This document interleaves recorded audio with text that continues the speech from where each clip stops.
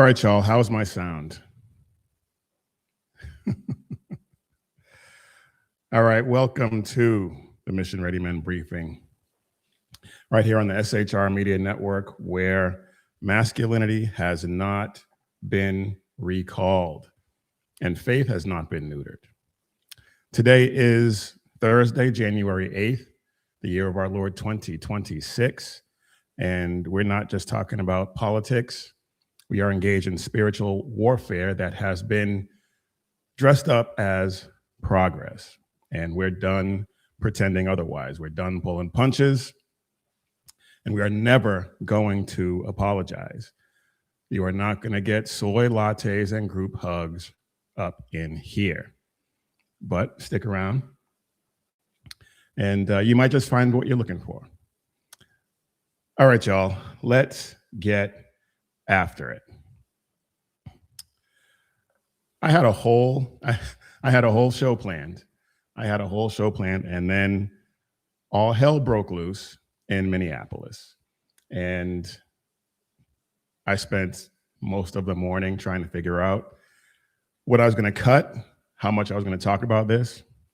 And so we're just going to go for it and see where it takes us.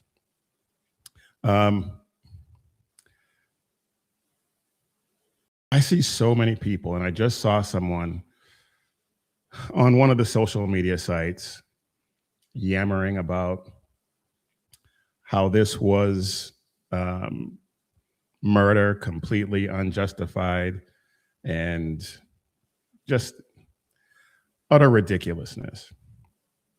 Utter ridiculousness. And I want to take a look at some videos so that we can establish beyond a shadow of a doubt what that evidence shows. Now, first of all, the agents were on foot. The vehicle was clearly advancing on the agent who opened fire. And despite what all the armchair pundits and people who never strapped a gun to their hip, never wore a badge, despite what they're saying, there was no clear exit for that officer to escape to. Let's take a look at this. Yeah, let's take a look at this video, and then we'll break it down and get into some of the nitty-gritty of this. Because it never fails. It really never fails with these people. They are, I mean, there's so many words you could use to describe these fools. It's insane. But let's take a look at this.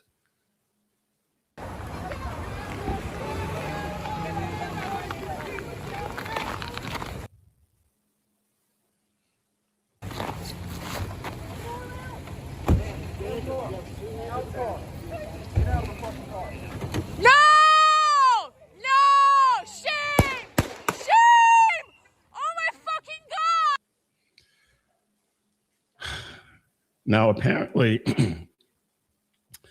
this woman right here was the woman's partner who was filming the whole thing. This seems to have been a social media stunt gone completely wrong. But I want to take a look at another angle, because, well, not angle, but a very slowed down version of this. So we can point out some things that, like I said, these armchair pundits who never wore a uniform, who never carried a weapon and was faced with having to deploy that weapon for any reason. This is what And it's slowed down. So, I mean, all of this happened within split seconds. And this officer had to make these decisions just like that. And so we have the benefit of this slow motion, but I want to take a look at this.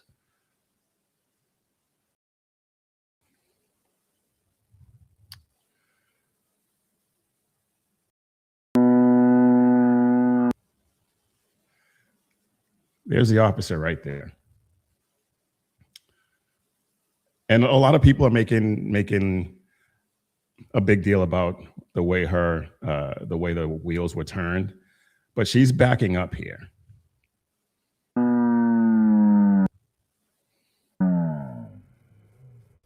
And now the wheels are turning and spinning.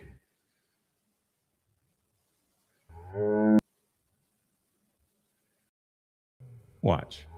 Those tires are spinning. She is accelerating to the point where the tires are spinning. And so she's moving forward, and you can see this officer right here drawing his weapon.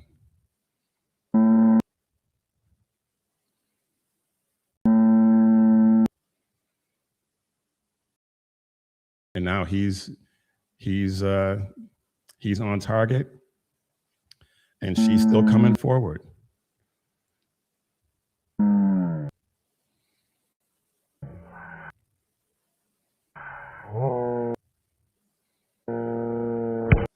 And there's the first shot.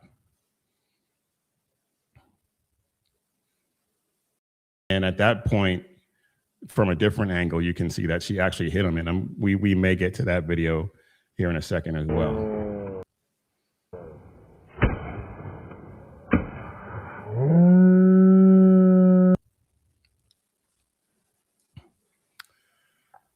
This was completely avoidable. And we're going to get into how it's avoidable. And my camera is doing some weird stuff. I apologize for that. But anyway, that vehicle, I believe, weighs upwards of 3,500 pounds. That's a weapon. That is a deadly weapon. And she was aiming that weapon at this officer, at this agent. That's lethal force. And he met it. He met the threat with lethal force. And again, we looked at that over the period of a minute. That happened just like that. That was a split-second decision. And he made the right one as far as I'm concerned. Now, it is very likely that he is going to be prosecuted by the state of Minnesota. And we'll see how that goes. But he was hit by this woman in this vehicle. He's in the hospital right now. He survived that encounter. And as sad as it is that someone lost their life, it didn't have to happen that way. It did not have to happen that way. It could have been avoided by her just simply complying with the commands of the officers. It could have been avoided by the state of Minnesota allowing ICE to go into the jails and scoop up these illegal aliens. They wouldn't have had to be in the neighborhoods. They wouldn't have had to conduct operations on this street. And I know that, I believe, I've been seeing some different reports, but I believe that these officers were there investigating the fraud. I'm not entirely sure about that. Regardless of the situation, it could have been completely avoided. She could still be alive. And last night on Sean's show, he made the point. She made the decision to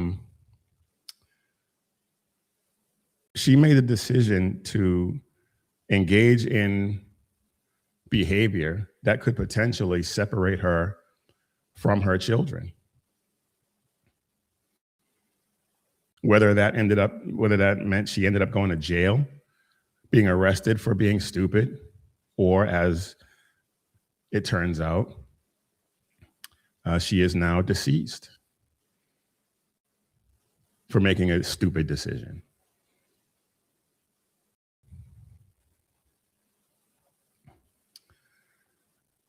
These people, like I said, this could have been completely avoided. Completely avoided. But it was predictable. I think we all know it was predictable. We've seen these leftist politicians calling for violence. We've seen increases in assaults against ICE personnel. Physical assaults are up over 1,000%. Death threats against DHS officers up 8,000%. 8,000%. That's insane. These aren't mean tweets. These are actual death threats. Threats like doxing, threatening their families. That's why they're wearing masks. Because they've been doxed and their families have been threatened. Officers have had to move. Officers have had to be separate from their families. Tom Homan talks about it. He's been talking about it for months, how he's had to be separate from his family because of this.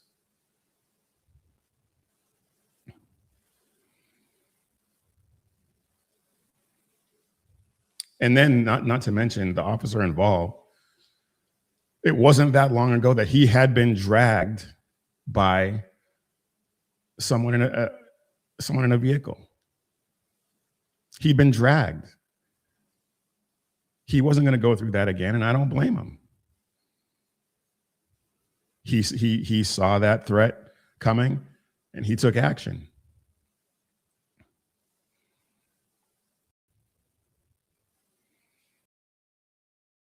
I talked about someone I saw on social media, someone who I know, talking about how this agent murdered this woman and other people. In fact,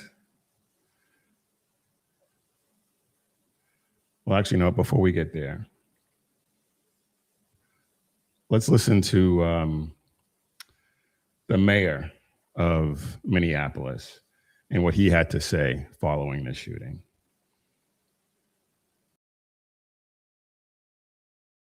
To ICE, get the fuck out of Minneapolis. We do not want you here. Your stated reason for being in this city is to create some kind of safety, and you are doing exactly the opposite. To ICE? No. The person who aimed her vehicle at the officer, she created the environment that led to her death. Because prior to that, she had been following these ICE agents and blocking traffic, blocking them from being able to do what they were there to do. A witness actually said this.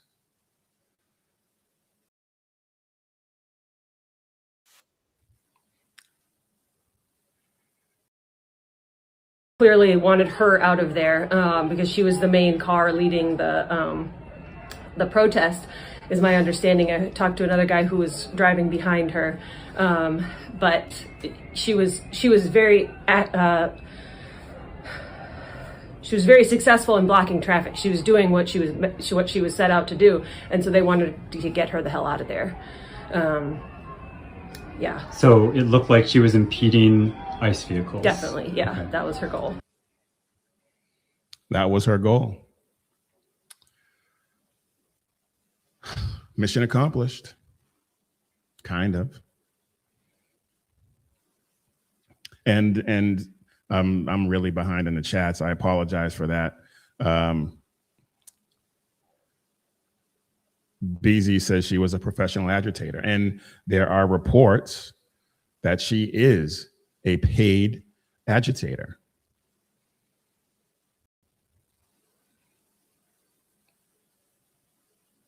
So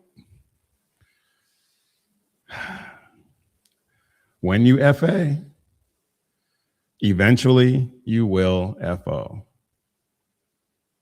And like I said, as sad as it is that someone lost their life, as I've said many times before, play stupid games, win stupid prizes. FAFO. And that's what happened. But getting back to the use of force,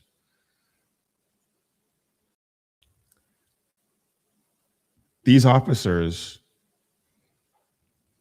as a result of just the job that they have, then not to mention you add on the 8,000% increase in death threats, the doxing risk that they're taking, the fact that you have public officials basically telling their constituents to attack ICE agents. Jacob Fry actually, not too long ago, I don't have the clip, but actually not too long ago said that he thought that his constituents would attack ICE agents. I'm paraphrasing, but that was the essentially what he was saying. And now we have a woman dead because she decided she was going to try to run over an ICE agent. And I don't want to hear anything about the tires were turned this way and that. She was trying to get, no. You can kill that noise right now.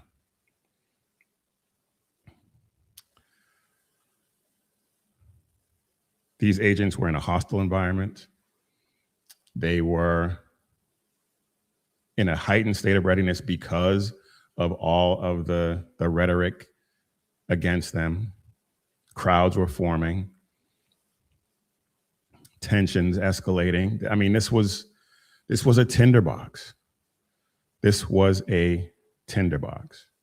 And these officers are trained to deal with these types of situations. And then you add on the fact that he was just hit and dragged by another car not that long ago. What do you think is going to happen?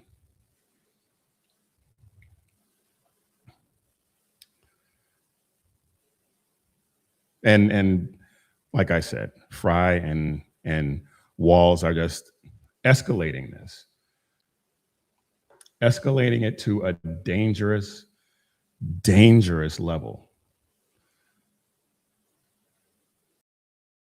And Tim Walls,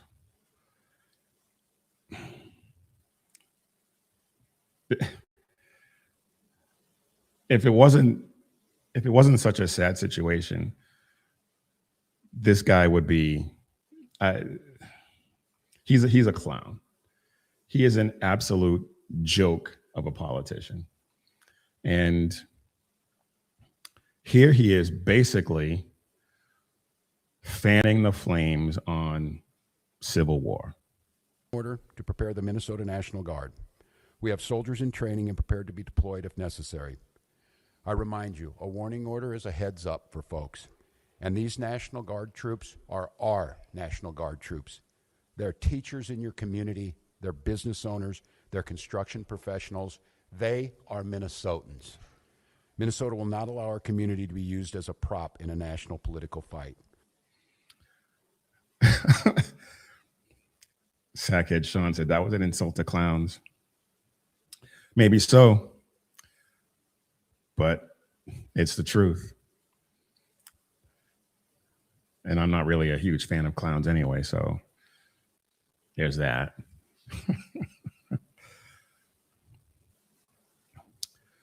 But it's stuff like this that fans the flames of these confrontations. By saying he's going to activate the National Guard, he is saying that this officer, this agent, was in the wrong, and he's saying that he's basically saying they're going to retaliate. And I've been long of the opinion that well, for a long time, I didn't think that we were anywhere near a hot civil war. I have long said that we are in an ideological civil war, but I never thought that it would reach the point where it was even a possibility that we would end up in a hot civil war. But the way these people are going, the rhetoric that they're engaged in, I think we are as close now as we have been in, I don't know, 40, 50 years at the height of the civil rights movement.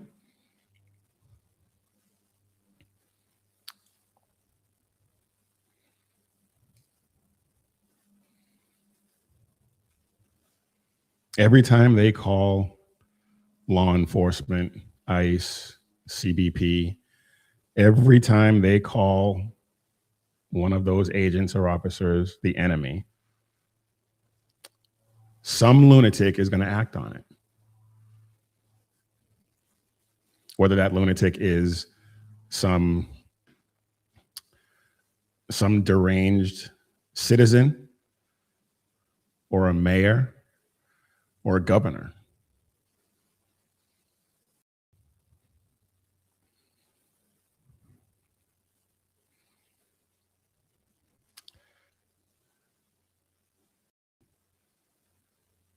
This was a tragedy. This was a tragedy.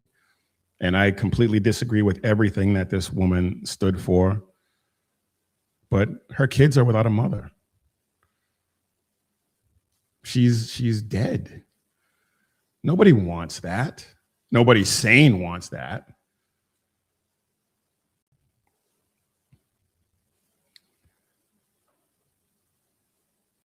Between the rhetoric of these people and them not allowing ICE agents into the jails,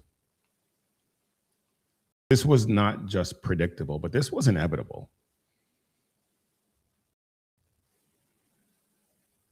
And when you accelerate your vehicle towards an officer, that's not protest. When you block agents from doing their jobs with your vehicle, that's not protest. But then when you accelerate towards them, that's escalation. And that escalation is going to be met with a way to de-escalate. And if you do that, you're not going to like the way they de-escalate.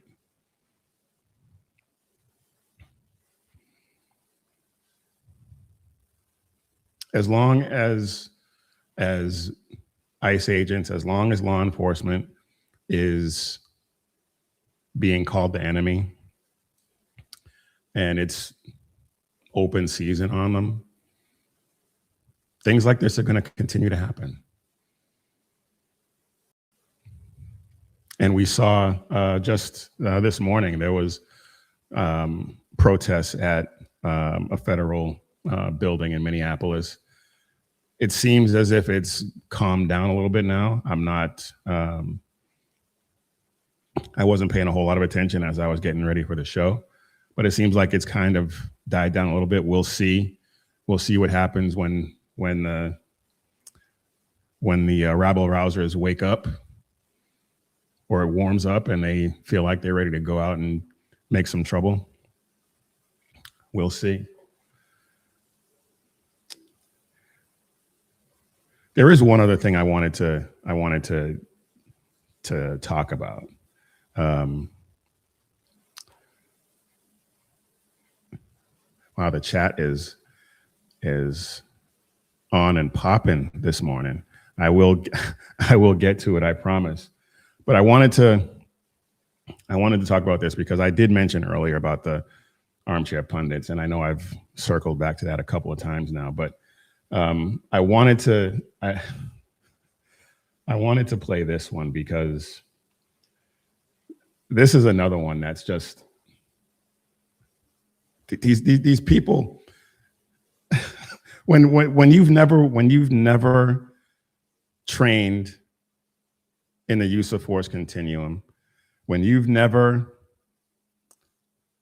trained with a firearm, when you've never had to carry one on your job, you get idiots like this.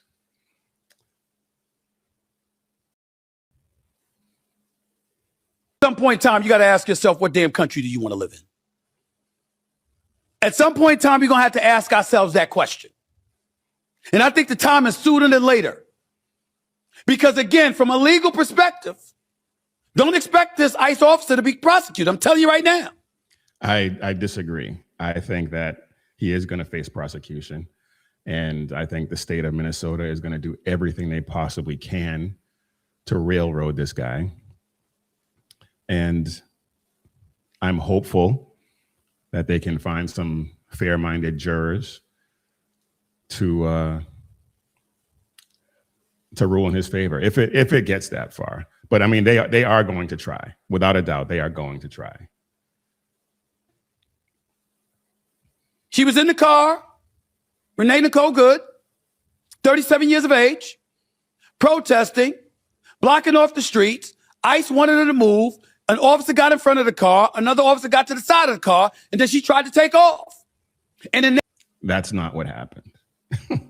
That is, and the other thing, these people, they make these grand declarations without having seen any of the footage or seen one angle of the footage that seems to support their particular narrative.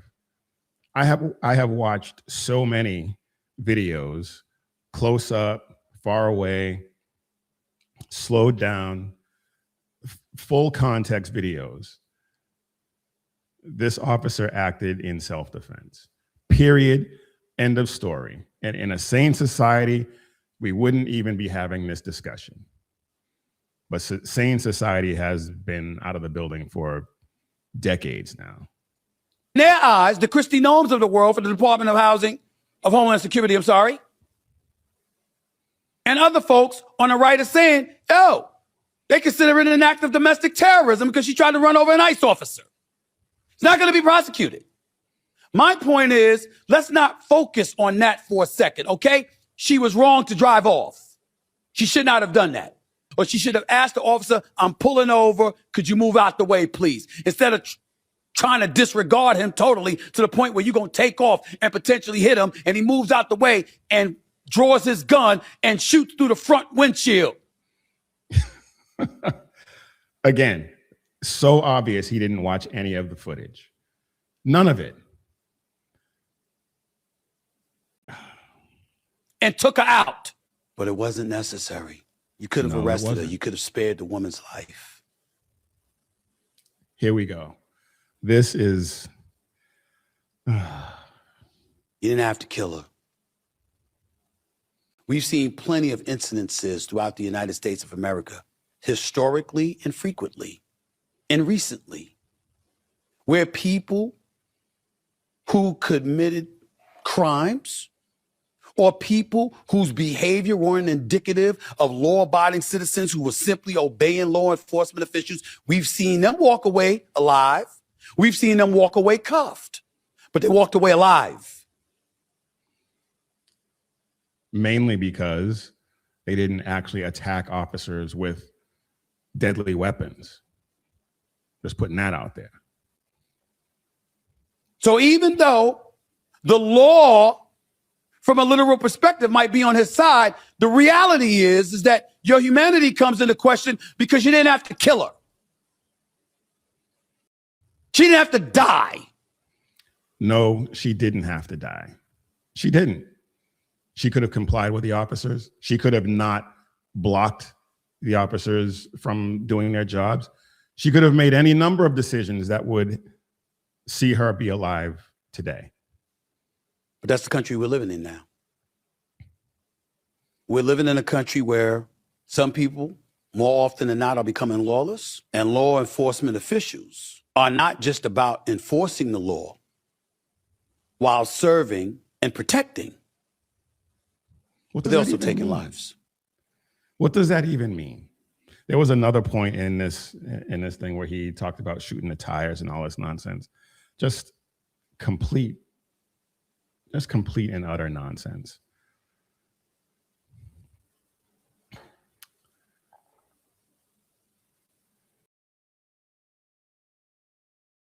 Sackhead Sean had to leave to an appointment. Thanks for being here, Sean. I appreciate it. Thank you very much. BZ agrees with me. He will be prosecuted, as was Derek Chauvin. Yep. Agreed.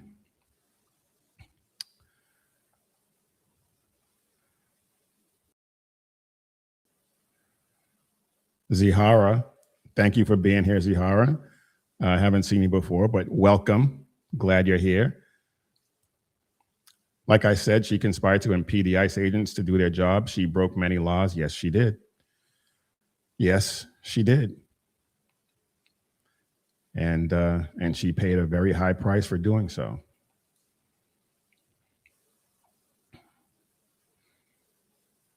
Zihara is not an American, and they see where she was in the wrong end of. Agreed.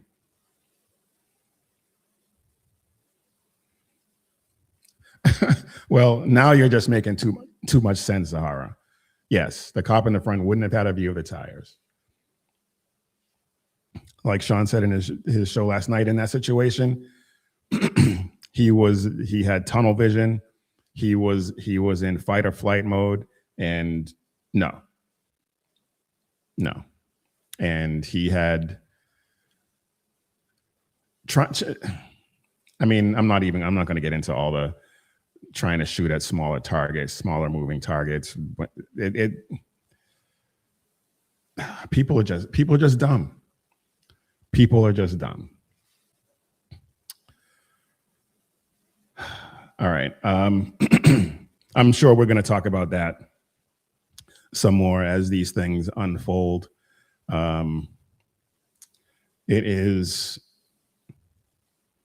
It is unfortunate, like I said, that she had to lose her life, but it was the decision that she made, series of decisions that she made that led to that tragic outcome.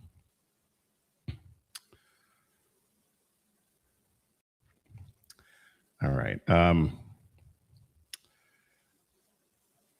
You know what? Let's move on, because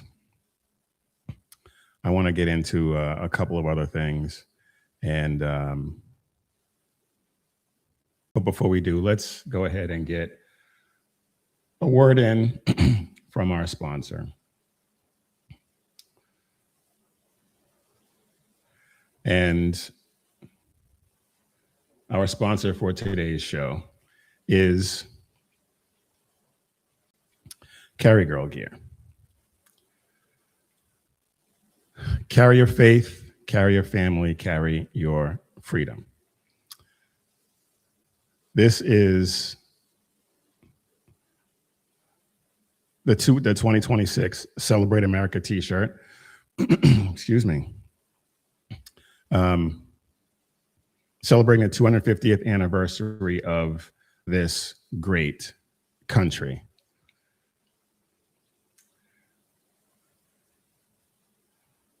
And it's not just patriotic. It's not just patriotic gear that we have at Carry Girl Gear. We are a faith-based company. And this collection right here, An Imperfect Girl Redeemed by a Remarkable God, amen. We got the Still Worthy tee.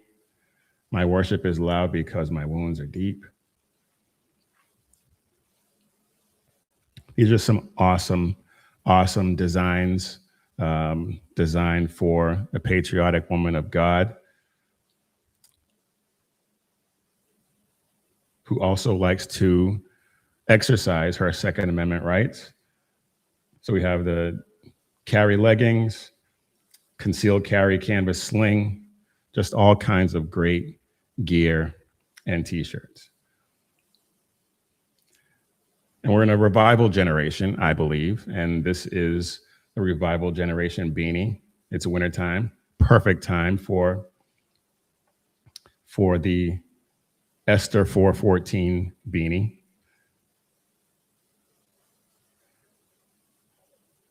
And we got these new drops here. You are a sweatshirt.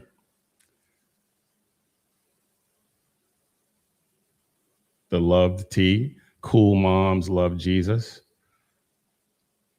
There's all kinds of awesome, awesome gear. So head over to carrygirl.com and check out all of the great designs that we have over there. All right, y'all.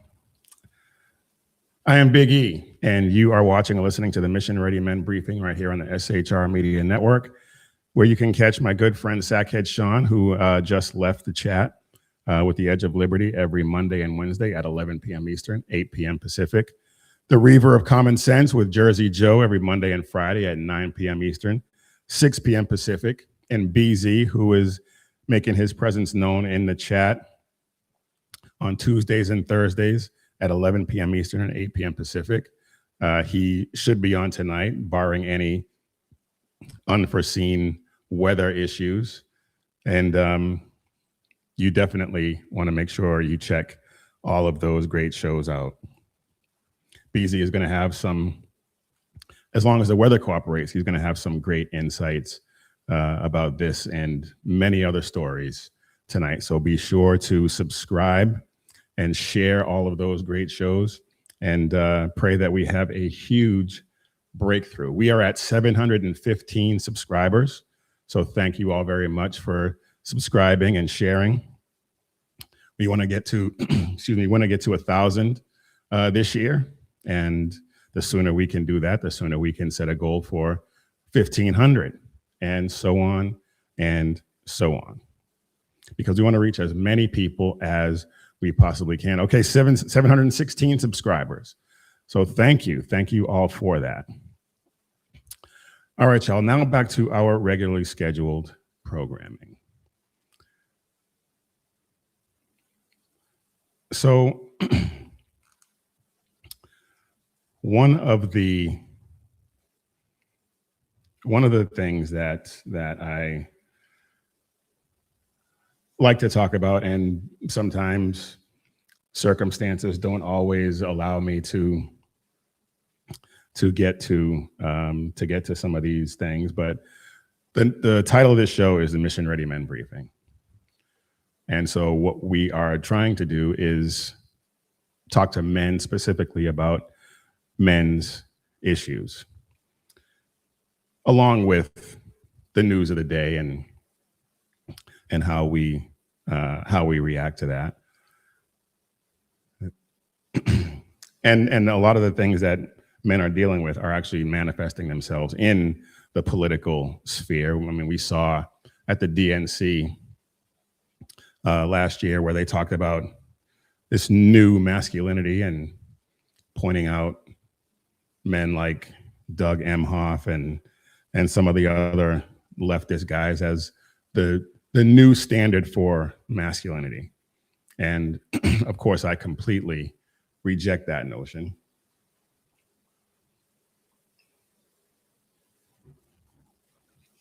Doug Emhoff is a known abuser. I believe it's on video, him striking his date years ago. And even if it's not on video, I think there's photo evidence of it and multiple witnesses.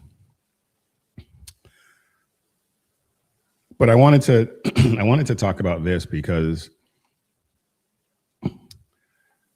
there has been this pervasive idea that men can only be one of two things. They can either be harsh to be and bullying to be perceived as strong, or kind and then be perceived as weak. And that is just completely false. There is absolutely no basis, biblical or otherwise, for that. But we're gonna focus on the biblical aspect of it, and Jesus completely destroys that narrative. Jesus wept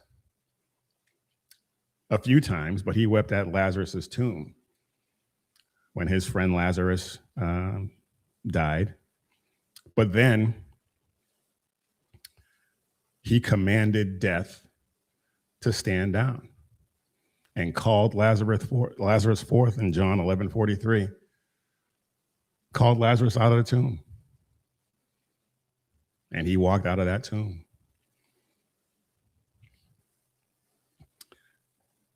The myth is that kindness and strength can't coexist.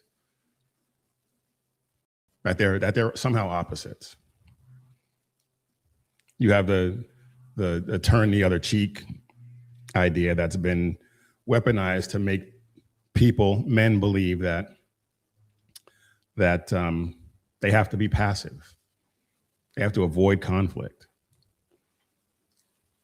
But if you do that, if you're passive and you avoid conflict, you allow evil to go unchecked and unchallenged. And that is not what men are supposed to do. Matthew 5:38 and 39 says, "You have heard it said, an eye for an eye, a tooth for a tooth. But I tell you to resist an evil person. I tell you not to resist an evil person.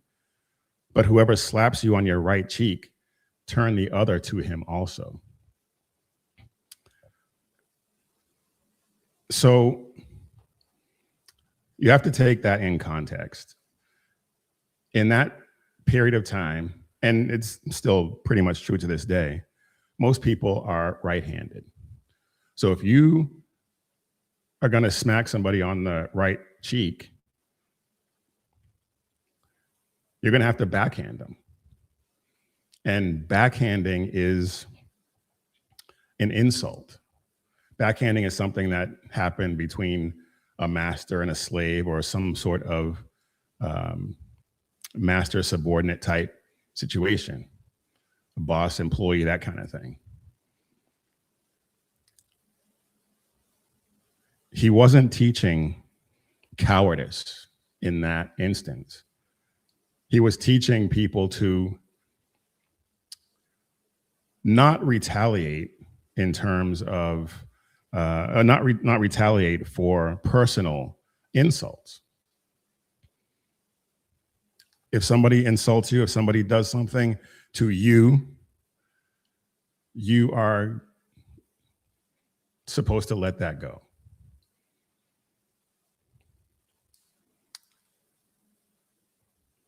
But he wasn't teaching us to abandon our responsibility. We weren't called to be doormats. We weren't called to be passive. We were called to be immovable, steadfast.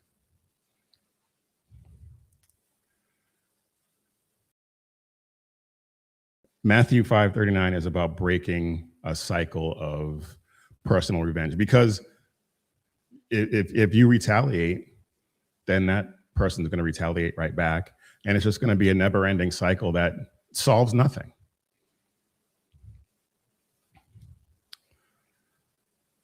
What he's not doing is suggesting, commanding that if somebody is hurting someone in your family, your wife, your mother, your daughter, your son, he's not saying to just let that go. He's not saying to turn the other cheek in that situation, not by a long shot. Psalm 82:4 says, rescue the weak and needy, deliver them from the hand of the wicked. That pretty much goes against the whole passive, meek narrative. I'm going to talk about that word here in a little bit. People say that Christians can't or shouldn't use force. That being a Christian means you have to be passive.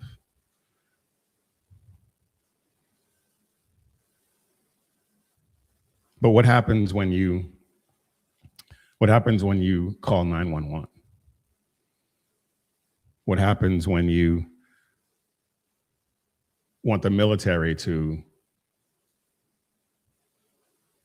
stop genocide or something along those lines? You're okay with force then, but you're outsourcing it.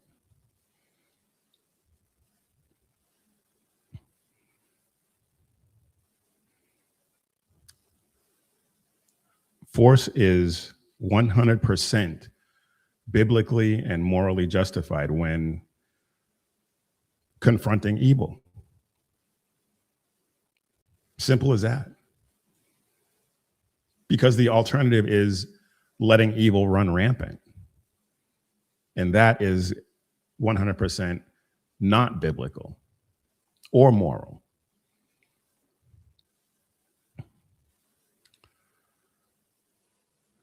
That's where we get the whole don't mistake our kindness for weakness mentality.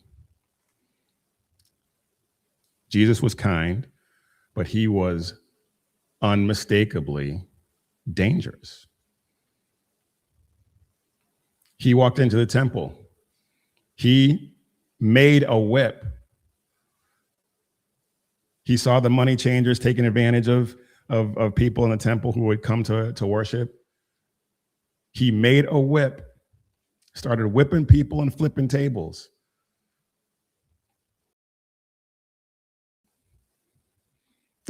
I mean, he was acting on behalf of the people who could not act on their own behalf.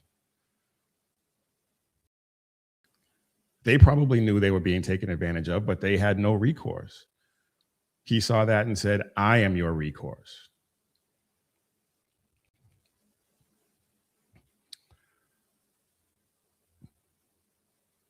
So he was displaying kindness towards those people who were being taken advantage of, and ferocity to the people who were actually exploiting them.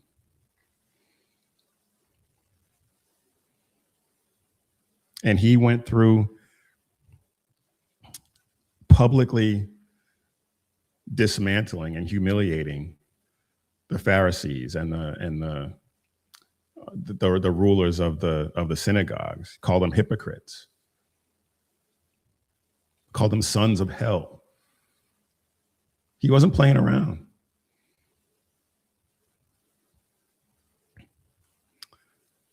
But he also touched lepers to heal them, defended a woman who was about to be stoned for adultery. I mean,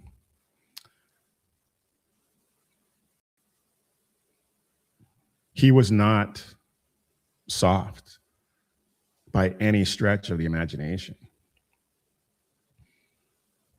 He was kind to the broken and terrifying to the predators, to the evildoers.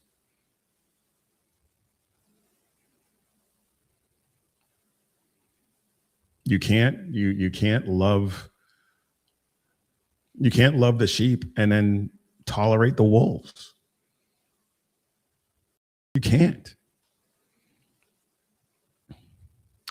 Now, I mentioned the word meek. The word meek has taken on this connotation today that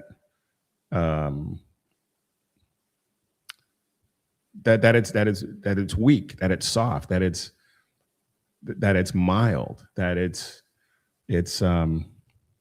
unassuming. But in the Greek,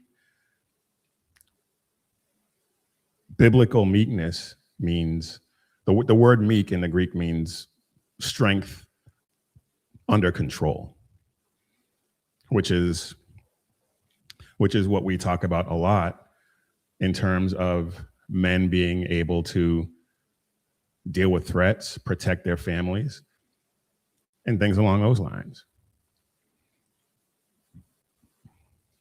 And as I've said already, Jesus was not meek. Matthew 26:53, where he's being taken by the Romans to face trial and crucifixion. And Peter had just cut the ear off one of the soldiers with his sword. And he turned to Peter and he said, "Do you think I cannot now pray to my Father, and he will provide me with more than 12 legions of angels?" That's power. And 12 legions, a legion, if you're going back to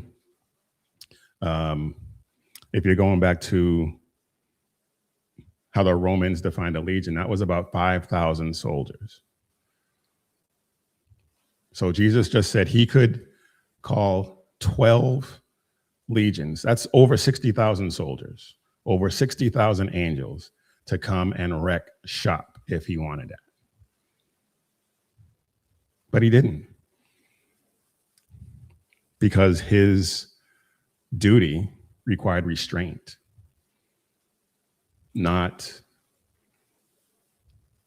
incapacity or inability. A man who can't fight back, that's not meek. That's someone who's not capable. And that's not what we were called to be. Proverbs 25:26, like a muddied spring is a righteous man who gives way to the wicked. We can't give way to the wicked. We're supposed to stand in that gap and fight the wicked.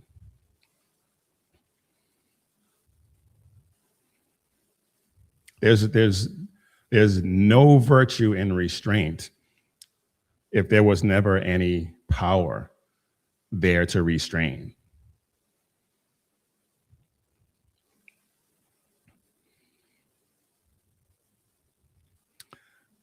We're not called in Scripture to be safe. We're supposed to be useful. We're supposed to be capable. Nehemiah 4:14 says, "Fight for your families, your sons, and your daughters." Fight. There's no ambiguity in that word.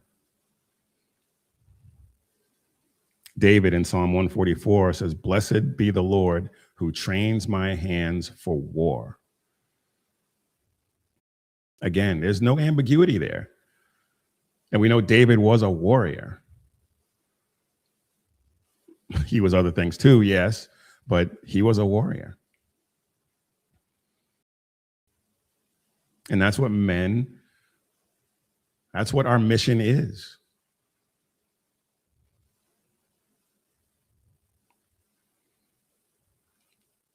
So in practical terms, what am I saying?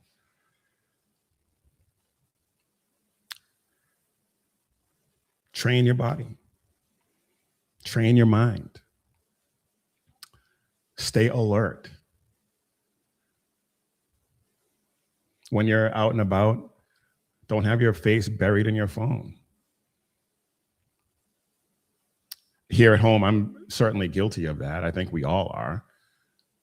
But in the safety of my home that's secure, I can do that. It's probably not the best idea regardless, but we are where we are. Be situationally aware when you're out and about. If you can't intervene if you're not aware of what's going on around you. If you see somebody hurting an old lady, attempting to abduct a kid, or attempting to abduct anyone, if you're buried in your phone, you can't see that. So if you're alert, you can't intervene.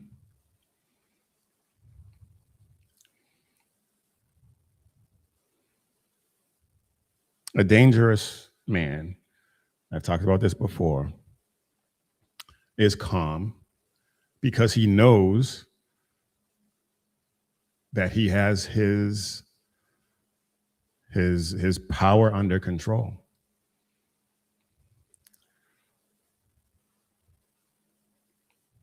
He's more disciplined, and he's not given to be impulsive because he has that inner calm, that inner peace. John 10:11 says, I am the good shepherd. The good shepherd lays down his life for the sheep. The good shepherd doesn't negotiate with wolves. He stands between the sheep and the threat of those wolves and is ready to kill one of those wolves or die trying. And so we're talking about sheep. We're talking about our families. We're talking about our communities. We're talking about our loved ones.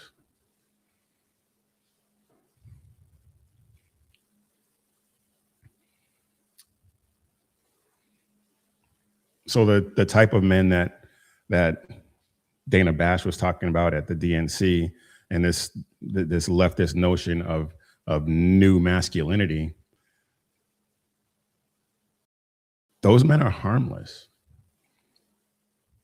And those harmless men don't create peace. They create victims. And that's what we're seeing in the world today, all over the place. Weak, harmless men creating victims, paving the way for the evil people to take advantage of the victims. And we can't have that. Jesus wasn't a pacifist, not by any stretch of the imagination. He was meek, but the Greek word for meek, which, as I said, is strength under control.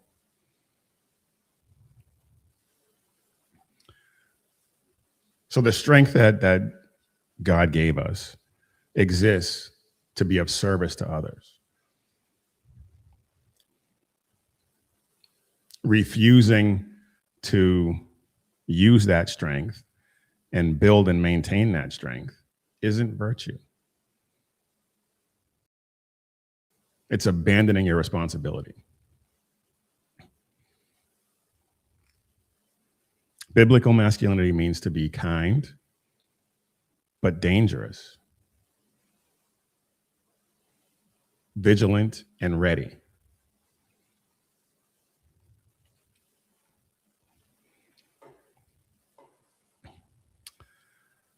All right. I wanted to get that out there because I'm seeing I'm seeing evidence of that all over the place, and it's really, really annoying. Sackhead Sean in the chat says, man, I suck at this. I'm pretty sure that was when I was talking about getting your head out of your phone and stuff like that. And I mean, it happens. We're all guilty of it. Nobody's perfect. We're all guilty of it. But the trick is to be aware of it and understand it.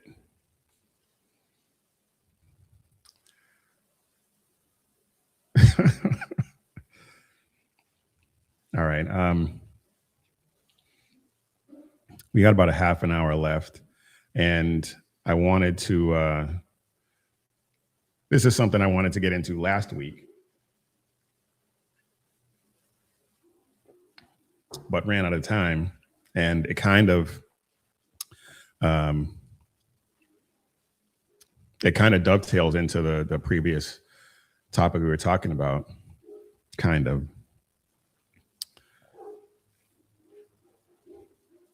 We talk about the being ready and being capable. And in this day and age, well, in Jesus told his disciples to sell their cloak and buy a sword. These days, that would be equivalent to buying a gun. And California, or California, I always spell it with a K if you're BZ.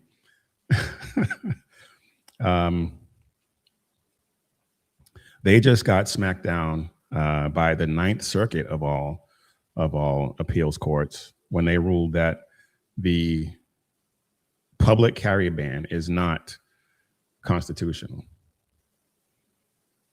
The state had banned open carry in counties with over 200,000 people, which just pretty much happens to be every county, most counties in the state of California.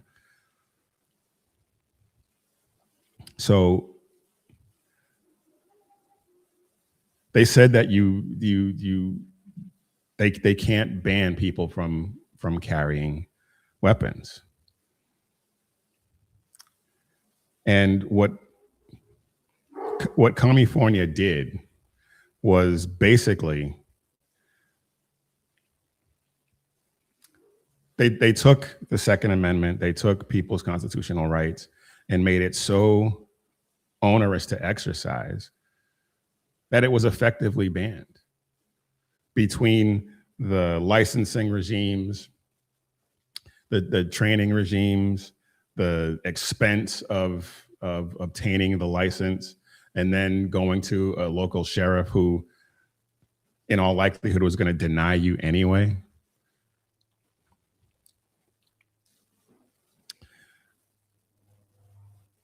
The Ninth Circus smacked that down. And I said the Ninth Circus, but then President Trump has not completely transformed the Ninth Circuit, but has made it a lot more fair in recent years. And it doesn't really fit the moniker Ninth Circus anymore. They still make some pretty bad decisions, but they have made some pretty good ones too. And the ruling that they handed down on this is based on Bruin, the New York State Rifle and Pistol Association versus Bruin, which killed the idea that there was supposed to be a balance between public safety and exercising your right. And they no more allowed the whole experts say, no more trust us. Trust us, bro. The only question to be asked is the restriction in front of us grounded in American history and tradition? And in California's idea was that because cities were crowded and guns make politicians nervous. That means we should ban them. And guns really only make politicians nervous when it's not their security carrying them. Let's be honest. And the court basically said in this case, fear is not a constitutional standard. Bruin reminded politicians that the Constitution is not a suggestion box. It is the law of the land.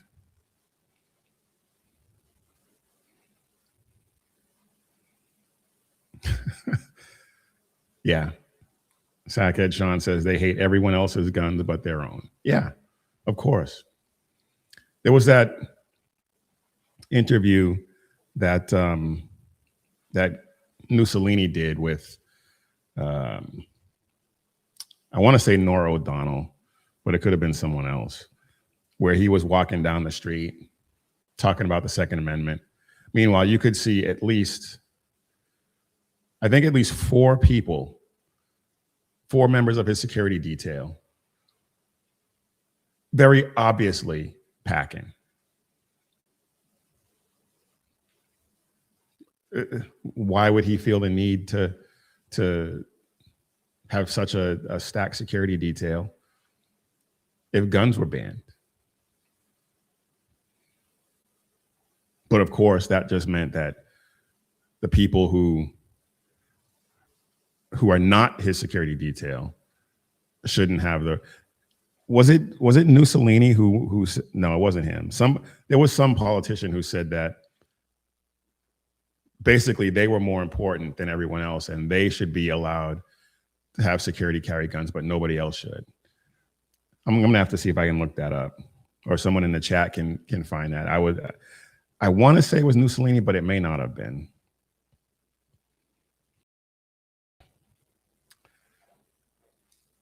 So California before this ruling was a may issue state, and now they're saying they are shall issue. But there's still months-long waits, still mandatory training, still got to get fingerprinted, still have to go through psychological battery tests, and then pay hundreds of dollars in fees to exercise your constitutional right. At that point, it's not a right. California has infringed so hard on the right to keep and bear arms that it is, in a state of California, it's a privilege. It's a privilege that you have to go hat in hand to the state and beg them to let you exercise.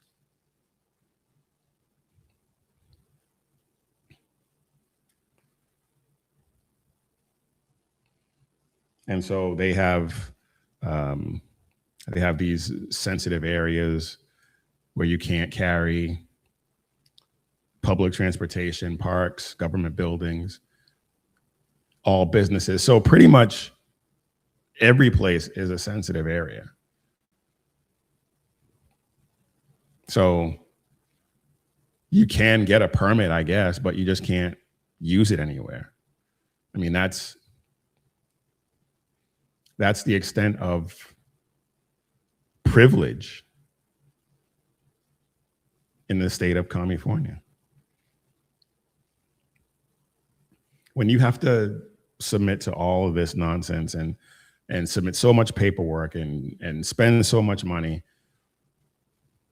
it's not a right anymore. It's a subscription service. And I hate subscription services. Now, apply this logic anywhere else. Say that you are required to get a permit to attend church. Say that you need a license to post political opinions, which is kind of what's going on in Europe, even though they don't even issue those permits.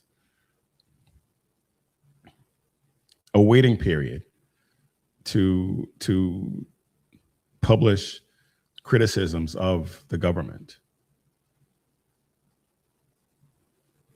How would that fly? Of course not. But they treat the Second Amendment, the right to keep and bear arms, as a secondary right, a second-class right. They don't even consider it a right, honestly. On the left, they don't consider the right to keep and bear arms an actual right.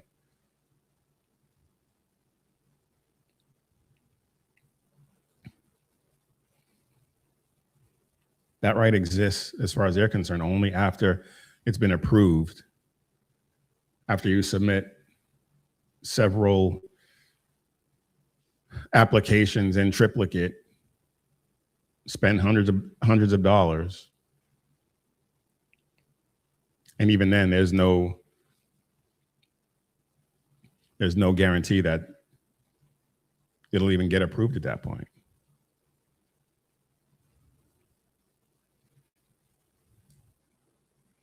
It's not a right if the government can approve whether or not you can exercise it.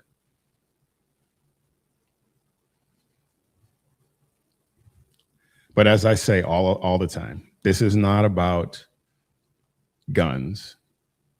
This is not about, well, it's about their ability to control your rights and their ability to control you.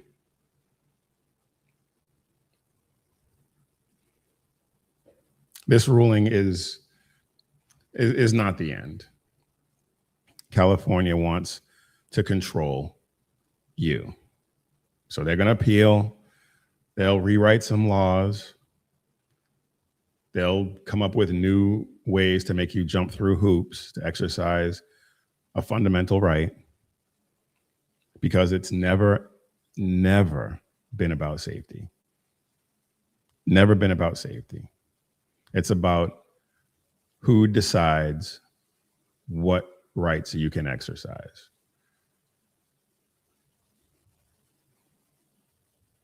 And of course, the Ninth Circuit is saying the Constitution decides. But of course, we all know how that's going to work out in Sacramento. They're going to panic, and they're going to write a bunch of laws to try and circumvent it, and it'll be a never-ending cycle of rulings and appeals,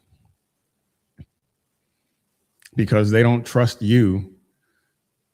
They don't trust we, the people, with rights. And that's the problem. That's the whole problem.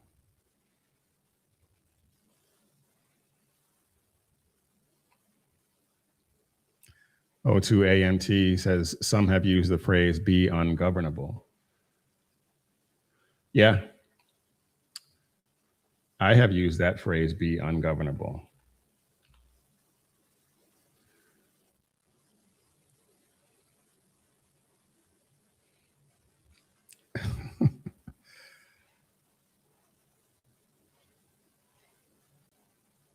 There you go. Ungovernable.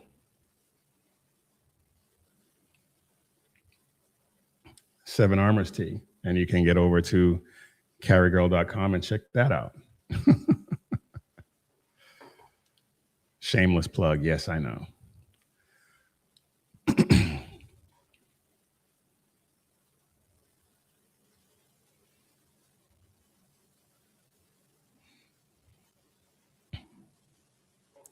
Didn't know that. Apologies. I'm not sure what you're apologizing for.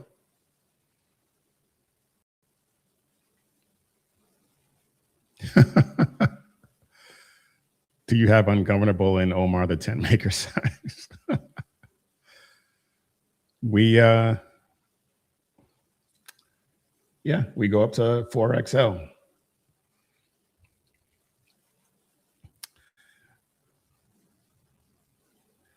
All right, we got a little bit of time. Let me just mention real quick, since I had it in the promos, and I actually plan to talk about it a lot more extensively. But the United States seized a Russian-flagged oil tanker a couple of days ago, and it was a vessel that was a part of this global shadow fleet that was transporting oil and who knows what else. It had been up until a couple of weeks ago, I believe, a Venezuelan vessel, and it was recently reflagged as a Russian vessel. They begged the United States not to seize it. And of course, now, everyone on the left likes to say that President Trump is a Putin stooge, that he's doing the bidding of Putin. Seizing a Russian flagged oil tanker against their wishes is you're kind of doing stooge wrong, right? Somebody who's a stooge of someone else is going to do exactly what they want when they want it and say how high when they say jump. But they seize this oil tanker, and the reports that I've seen, after everything broke, I kind of didn't stay up on this particular story, but from what I had seen, it wasn't full of oil, and so then that begs the question: what was on this vessel that made Russia decide or beg the United States not to seize it? Who knows? Who knows? But this is going to be interesting to see play out. And I will be keeping an eye on it, because I want to see if they announce what was on that vessel. I'm not sure they will. And if they don't, that's fine. I mean, some things in statecraft and international diplomacy need to be kept secret. Maybe this is one of them. I don't know. We'll see. But this is part of America First.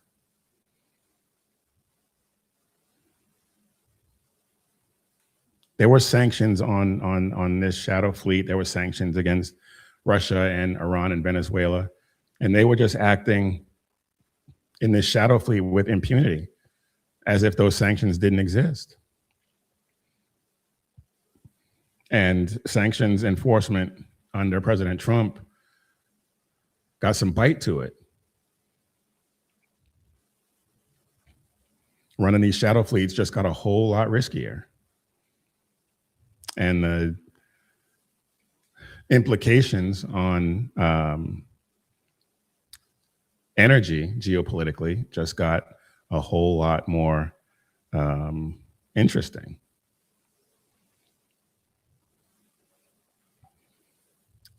But again, this is America First. This is what I voted for.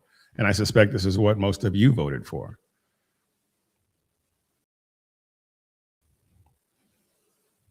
This is just another in the series of President Trump putting the world on notice. We are the big dogs. We are running the show now. And that's why I think we're about to acquire Greenland somehow. But we're not going to invade militarily. There's not going to be a war, but Greenland is going to be ours. We will control Greenland. Of that, I have no doubt. And there is actually a Cold War agreement in place that allows us to control Greenland and to operate many bases on Greenland. We just haven't done it. America first. America first. And I am here for it. And I suspect you are too. All right, there was another story I wanted to get to, but don't really have time to get into it. We're about 8 minutes left.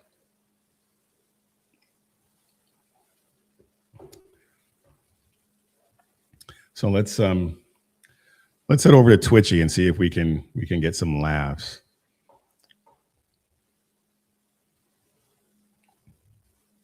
Oh, O2AMT says the vessel was stateless according to maritime law. Too bad for them. Yep. Too bad. Despite Russia begging us not to take it and sending a submarine to escort it, but oh well. All right, let's see what we got over here on Twitchy. Let's go ahead and share this tab. I love this site. This this site is awesome.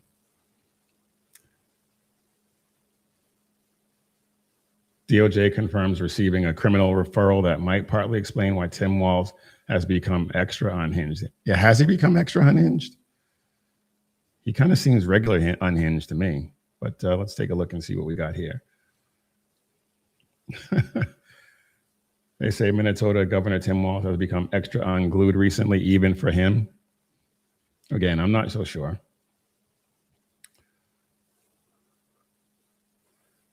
Leading report says Minnesota Governor Tim Walz has been referred to the DOJ for criminal charges for allegedly knowingly being complicit in the Somali fraud scandal. Well, duh.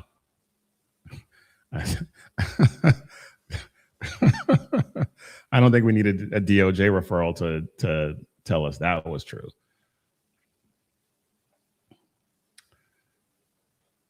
Yeah, that's not that interesting. I think we all knew that.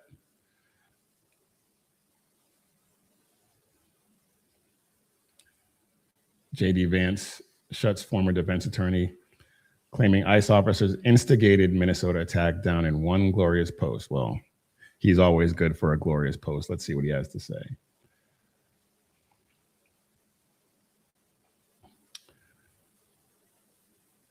A former defense attorney and current civil liberties attorney who claims to have no political dog in the fight jumped into the Minneapolis shooting discussion to share her clearly political opinion. Well, of course. Jen Eunice says, I am a former defense attorney and currently a civil liberties attorney with no political dog in this fight.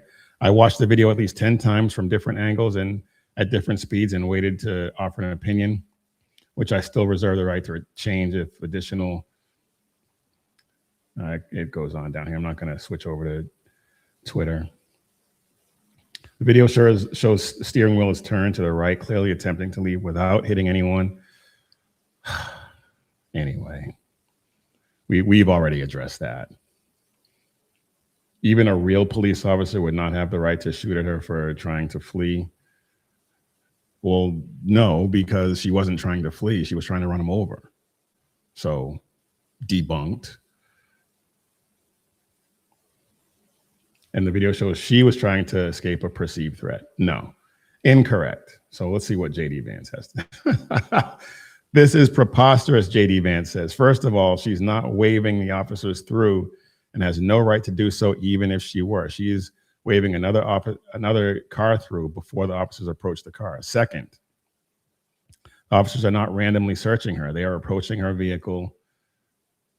Let's see.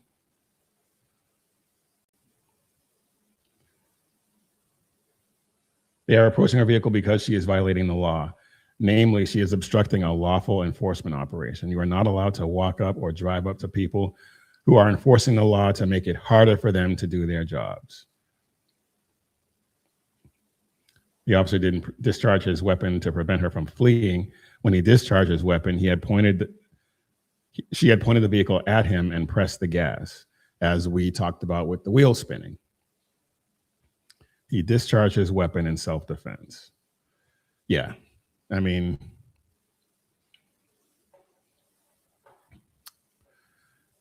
Sackhead Sean's got to go again. Thank you for being here, sir. Thank you. I appreciate that.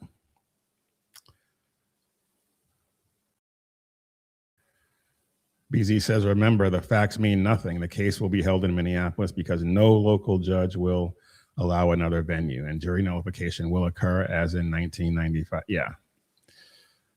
I mean, this ICE agent is in some legal jeopardy, and not for anything he did wrong, just so that we're clear. But he is in legal jeopardy because they are going to try and railroad him.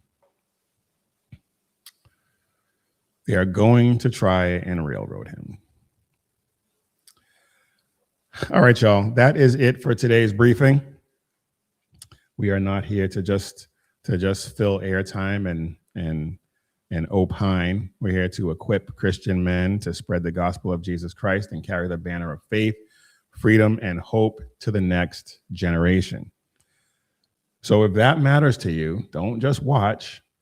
Like this video, share it, share the channel, bring other men into the fight. And if you want to wear what you stand for, like this shirt right here, the Mission Ready Men logo tee, or the ungovernable tee as I posted earlier, head over to missionreadymen.com and hit Shop 7 Armors and check out all the great designs we have over there about bold faith, true grit, and unapologetic patriotism. And remember, when seconds count, the police are only minutes away, but the Lord is right there with you. So keep your prayers going up and your head on a swivel. God bless.